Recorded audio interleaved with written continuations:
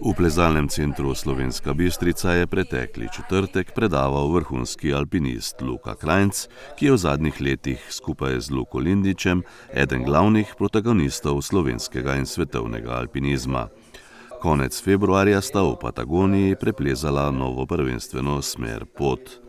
Luka Krajnc je na predavanju z naslovom Dereze in Magnezij med drugim govoril o svoji odpravi v Tibet in prvem prostem vzponu v smeri spomin v pakli.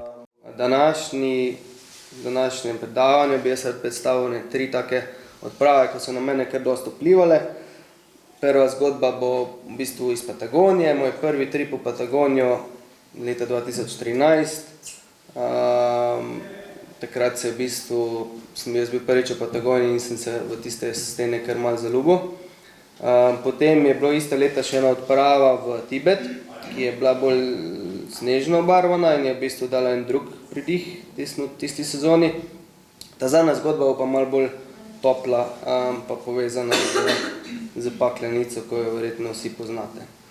Tako da, takrat smo v bistvu z Andrejem Grmovškom iz Maribora se odločila, da bomo šla decembra v Patagonijo, v Torres del Paine, v bistvu v Čile, kjer smo imeli v bistvu rezerviran skoraj mesec časa. In Čile oziroma čilenska Patagonija je malo bolj odmaknjena od te argentinske in se v bistvu vso opremo in te zadeve treba prenesti do baznega tabora. Dogodek je organiziral plezalni center Slovenska Bistrica.